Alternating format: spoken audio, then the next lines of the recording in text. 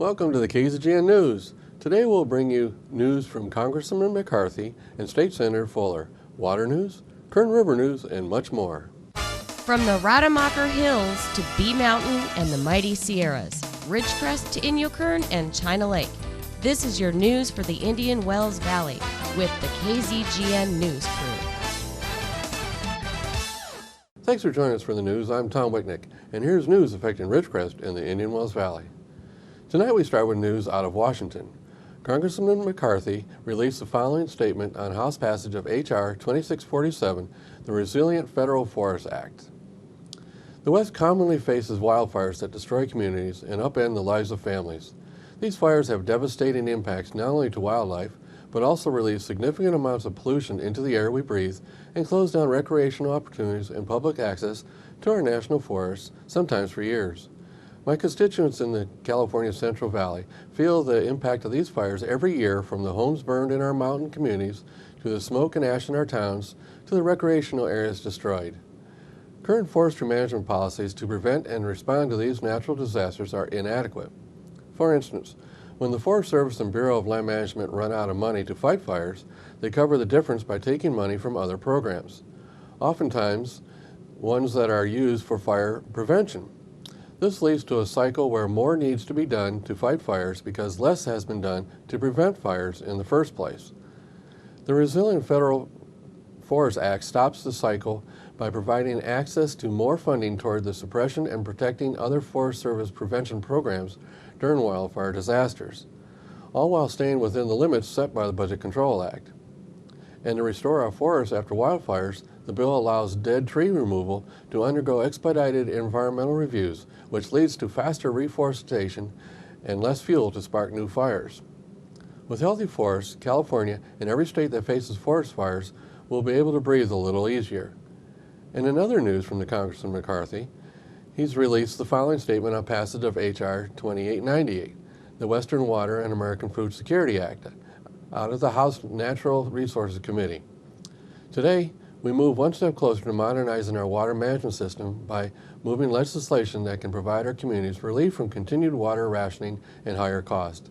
I commend the House Natural Resource Committee for its long-standing work over the past few Congresses to help address California's water problems, and most importantly today for their swift yet thorough action so this much-needed bill can be considered on the House floor as early as next week. Communities across California and America's West cannot afford to wait longer as they face more and more water shortages. This bill offers an alternative to the status quo by clearing up roadblocks and inefficiencies in complex and often contradictory federal laws, regulations, and lawsuits that block water infrastructure and keep water from getting to the people that need it most. And to tag on to the pending water legislation the Congressman talks about, in another bizarre turn of events due to California's drought, a canal that feeds the San Luis Reservoir in San Joaquin Valley now flows backward for the first time in its 64-year history. If you've ever driven up Interstate 5 to Northern California, you've passed by the 117-mile channel called the Delta Mendota Canal. It normally flows from north to south, but due to cuts in pumping from the Sacramento-San Joaquin River Delta and Lake Shasta, because of tightened water use restrictions and regulations that protect the Chinook salmon, farms and communities that use water from the canal as it flows downstream are now being forced to pump water back upstream north from the San Luis Reservoir. How do you change the direction of a stream, you might ask? Era Alsdurain is the water policy administrator for the San Luis and Delta Mendota Water Authority. It's energy and it pumps. Rather than the water flowing downhill, we have to lift it up and push it uphill, he said. It's crazy, it's just crazy. Asduranian estimates the operational cost could be approximately $2.5 million by summer's end. The San Luis and Delta Mendota Water Authority hopes to receive financial assistance from the state and federal agencies to help cover the cost. So, in the state's unwillingness to put people first, they are actually changing the direction of the flow of the canal to push water back up the stream to provide water for a fish. So you may wonder, what is the Chinook salmon? The Chinook salmon is the largest species of the Pacific salmon. Chinook are fish native to the North Pacific Ocean and the river systems of the western North America, ranging from Ventura, California to Alaska, as well as Asian rivers ranging from northern Japan to rivers in the Arctic northeastern Siberia. They have also been introduced to other parts of the world, including New Zealand and the Great Lakes of North America. A large Chinook is a prized and sought-after catch for a sport angler. The flesh of the salmon is also highly valued for its dietary nutritional content, which includes high levels of important omega-3 fatty acids. This is a fish that's doing very well. In news from State Senator Jean Fuller's office, she has reported that SB 110 has passed the Assembly Public Safety Committee. SB 110 would hold those accountable who make a threat of violence to a school through an electronic act such as social media, email, texting, and other electronic acts if the threat is likely to interfere with the activities of the campus or facility. Senator Jean Fuller presented Senate Bill 110 to the Assembly Public Safety Committee. The bill passed the committee 7-0. The threat of violence in California schools and colleges through social media and other electronic communications is a growing problem. From August 2013 to January 2014, roughly 30% of violent threats made against schools were delivered through social media, email, text messaging, and other electronic means. These threats can have significant impacts on our schools. For example, on October 17, 2014, a death threat was made via a social media website to Liberty High School in Bakersfield, California. This threat resulted in nearly 1,000 students either leaving school early or not reporting to school at all. Fortunately, this threat was false and the student did not carry out the threat, but the fear and uncertainty had already been created. Well, for 2 Mondays in a row, we have similar news. Last week we carried news of recent deaths in the Kern River and Lake Isabel. Well, now we have another to report. The Sheriff's Department has reported that on July 10, 2015, at about 10:45 a.m., Kern County Sheriff's deputies responded to a report of a missing swimmer in the Kern River Canyon, about 3.4 miles east of the mouth of the canyon on Highway 178. When deputies arrived, they learned that a 15-year-old boy had been swimming in the river with several friends and at one point jumped into the river and was swept under the water. His friends began searching for him but were unable to locate him. They then reported him missing. Deputies searched the area on foot and a sheriff's office air unit responded and searched by air. Search and rescue unit team members responded and began searching the area he was last seen. A search and rescue driver entered the water to attempt to locate the boy, but was unable to find him. Members of the Sheriff's Search and Rescue Team and the Sheriff's Air Unit continued search efforts over the next 2 days. On Sunday, July 12th, at 9:44 a.m., search and rescue members were able to locate and recover the body of a deceased male in the same area where the boy went missing. The body was turned over to the Sheriff's Coroner Office. He has been identified as Ninandu Odegaluga, 15 years old, from Bakersfield. An autopsy is scheduled this week to determine cause and manner of death. Again, we remind everyone, the Kern River is a beautiful but dangerous river. Never swim alone, always wear a life jacket, and never drink and swim in it. Stay tuned for news from the City Council and local gas prices when we come back.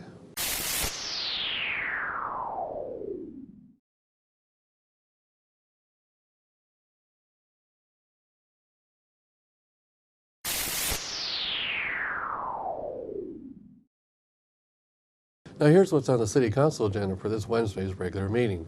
The meeting will be at 6 o'clock at City Hall. First on the agenda will be presentations. The first presentation will be Warren Cox updating Council regarding the median art project. In 2000, median artwork appeared within the Drummond Avenue median without any public oversight. Thereafter, the Planning Commission was assigned the task of median art review and approval. In 2014, the Planning Commission approved Median Art Project 1401 by Ridge Project, and then in 2014, Caltrans announced plans to construct raised medians on North China Lake Boulevard. Caltrans told the city staff that while they did not intend to place artwork within the medians, the state would work with the city to ensure that monuments could occur. In order to ensure a wide spectrum of community input, last February the Planning Commission established the Median Art Committee to recommend policies and procedures for the placement of artwork within the city's medians. To date, the Median Art Committee has accomplished the following. They've established the petroglyphic theme for North China Lake Boulevard, East Ridgecrest Boulevard, and other monument sites. They've identified 18 monument art sites within the Caltrans right-of-way. They've approved a median art application, review, and approval process. They've approved a median art application form and encouraged businesses and organizations and individuals to donate artwork. So far, 10 art sites have been reserved. Next on the agenda will be a presentation by the Ridgecrest Parks and Recreation Supervisor, Jason Patton, regarding park irrigation. This is one item the mayor asked to be on the agenda to help answer questions she and the council get considering water conservation and water use by the city parks. Next, the consent calendar. Here they'll consider adopting a resolution authorizing the acceptance of an off-highway vehicle grant. The Ridgecrest Police Department has been awarded grant funding from the California State Parks Off-Highway Motor Vehicle Recreation Grant Program for the 2015-16 project year. This off-highway vehicle grant program will provide funding to upgrade and maintain our current OHV equipment that is used for enforcement. The grant award will provide funding in the amount of about $20,000 with an in-kind match of $7,000. The police department has a plan to meet the in-kind funding requirement through the use of police volunteers and reserve officers through OHV deployments and events. Next on the council agenda, they will consider adopting a resolution authorizing an application for and acceptance of the State of California Office of Traffic Safety STEP grant. The State of California Office of Traffic Safety is offering local law enforcement agencies overtime grants to conduct selective traffic enforcement programs within the city of Ridgecrest during fiscal year 2015. The period begins October 1st, 2015 and ends September 30th, 2016. This is a reimbursement grant that requires no matching funds. The STEP program provides funding on an overtime basis to employ enforcement and innovative strategies to reduce persons killed and injured in traffic collisions. The fund strategies include DUI driver's license checkpoints, DUI roving saturation patrols, a hot sheet program to notify patrol and traffic officers to be on the lookout for identified repeat DUI offenders with suspended or revoked licenses as a result of DUI convictions, and special enforcement operations which target red light runners, motorcycle enforcement operations, distracted driving operations, traffic enforcement operations at intersections with disproportionate number of traffic crashes. This grant provides funds for both overtime enforcement and for the purchase of traffic enforcement equipment, including DUI checkpoint supplies. Approximate revenue to the city will be about $83,000. Next, they'll consider adopting a resolution authorizing the city manager to enter into a memorandum of agreement with Sierra Sands Unified School District for law enforcement services, otherwise known as the School Resource Officer Program. For several years, the Ridgecrest Police Department has been providing law enforcement services to the Sierra Sands Unified School District School Resource Officer Program. Each year, the memorandum of agreement for this program is reviewed and approved by the governing bodies. The agreement for this year, from 2015 to 2016, remains unchanged from the previous year.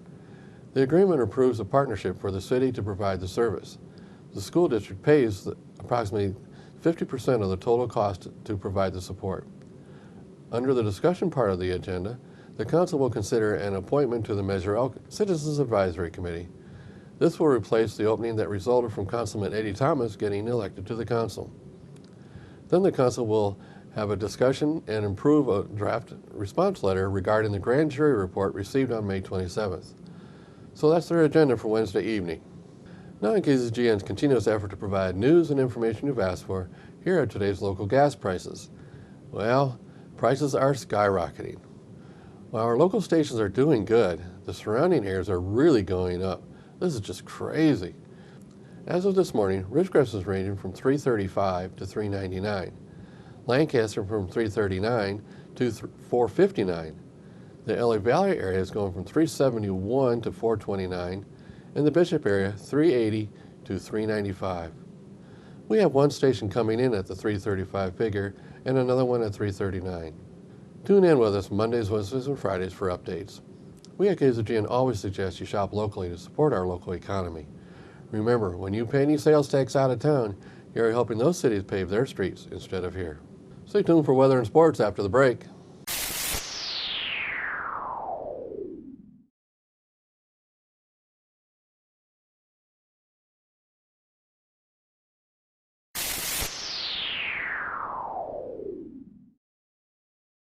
Thanks for staying with us. Let's go to Keith for the weather. Thank you, Tom. The National Weather Service is forecasting a moderate risk of severe thunderstorms across parts of the Midwest and Ohio Valley. Multiple rounds of severe thunderstorms capable of damaging winds, tornadoes, and large hail are likely, especially across parts of Illinois, Indiana, Kentucky, and southwest Ohio. Temperatures across the nation. Massachusetts came in at 72, Ohio 66, Florida mid to low 90s, Kansas 101, New Mexico 81, Arizona 99, and Los Angeles 75. For us here in the IWV, things are starting to heat up, but we're still nowhere near our normal summer temperatures. Tonight, we'll be clear with a low around 72, south wind 10 to 15 miles per hour. Tuesday, sunny and hot with a high near 100, south-southwest wind 5 to 10 miles per hour. Tuesday night, mostly clear with a low around 71, south wind 5 to 10 miles per hour with gusts as high as 15. Wednesday will be sunny and hot with a high near 101, southwest wind 5 to 10 miles per hour. Wednesday night, clear with a low around 72, south-southwest wind 5 to 10 miles per hour. And on Thursday, sunny and hot with a high near 101, calm wind 5 miles per hour. And that is a look at your local forecast. Now back to Tom and the rest of your KZGN News. Thanks, Keith. Now Tom Heck with sports. And a very pleasant Monday afternoon to everybody. Let's start with Major League Baseball. Well, one half of the season is complete, actually a little bit more than one half. But the All-Star game, which marks usually the halfway point, is tomorrow in Cincinnati. Now, tomorrow we'll update the standings for you, talk about the disappointments in the first part of the season versus surprises in the first part of the season. We'll do that tomorrow. The Angels split their 4 games with Seattle. They win on Sunday 10-0. They won the first game and they won the last game. The Angels now are in first place by about a half a game over Houston. The Astros have completely fallen apart. They have lost 6 games in a row. They have lost 10 of 11. And a team that was once 17 games over 500, a surprise at that, is now only 7 games over 500 with the bullet pointing down. Now, they were swept over the weekend in Tampa Bay, and before that they were in Cleveland and they lost 3 of 4. So things not well with the Astros. You got to pull for them. So many rookies on that team. A.J. Hinch, their young manager, doing a pretty good job with that group. But the Angels, with all their talent and money, a little bit too much to overtake for the Astros. All right, season's not done yet, but the Angels right now really, I don't think are going to be pushed the second part of the season. All right, San Diego won again. They defeated Texas. They took 2 of 3 from the Rangers. 2 of those games, the Rangers led till the very end. San Diego came back. The Rangers, who I thought might be the only other team that might compete against the Angels, they are now 7 games behind the Angels. All right, Washington beats Baltimore. They take 2 of 3 this past weekend from the Orioles. Kansas City takes 2 of 3. They beat Toronto 11-10 on Sunday. And San Francisco sweeps the Phillies. They are now 4.5 games back of the Dodgers. The Dodgers won again late. The Dodgers won 2 of 3 from Milwaukee. 2 of those games they were behind late and came back. Now Clayton Kershaw, the left-hander who had a great season last year, struggling a little bit this year, was named to the All-Star game on Saturday, and he will go already on his way to Cincinnati. He will play in that game tomorrow night. All right, Minnesota beats Detroit. They win 2 of 3 from the Tigers. Minnesota finds himself in second place in the AL Central. Oakland beats Cleveland. The A's win 2 of 3 back in Ohio. And Colorado sweeps Atlanta after the Angels came in and swept Colorado. Arizona, I should say, not Atlanta, but Arizona now 3 games under 500 after getting swept in the Mile High cities. Arizona's been up and down. At one time they were 9 games under, then they went a couple over, and now they're 3 under again at the halfway point. And as mentioned, Tampa Bay swept Houston. They won on Sunday 4-3. Miami playing better. They defeated Cincinnati 8-1. They win 2 of 3 against the Reds. All right, let's talk about tennis. Serena Williams wins her 7th Wimbledon title. She right now is one tournament away, the U.S. Open, from being a Grand Slam champion. That means winning all 4 major events in tennis. That hasn't been done since 1988 when Steffi Graf did it. All right, let's take a look at the men's side. It was Novak Djokovic defeating Roger Federer in 4 sets. Now, Djokovic beat Federer last year in 4 sets at Wimbledon. He repeats it again, and a nice job for Djokovic in that one. All right, a couple camp notes locally for the kids if they're itching for something to do. Saracosa will start another baseball camp on Tuesday. If you're interested in that, you can call 760-384-6384 and we'll pass a message along. And if you're interested in basketball camp, ages 7 through 13, that starts July 20th. It runs Monday through Friday. The baseball camp we talked about runs Tuesday through Friday. The basketball camp starts the 20th and it goes from 8:30 a.m. to 1 p.m. If you're interested in information about that, you can call 760-384-6384. And that's your sports for this Monday. I'm Tom Heck for KZGN. So that's the news for today. All of us at KZGN-TV know you have a choice in what you watch for your news. We all thank you for choosing KZGN-TV, Richcrest's only locally owned community TV station. Now we close with a really neat video of a motorcycle racer. This is amazing. Wonder this time where she's gone. Wonder if she's gone away. Ain't no sunshine, she's gone home. And this house just ain't no home. Anytime she goes away.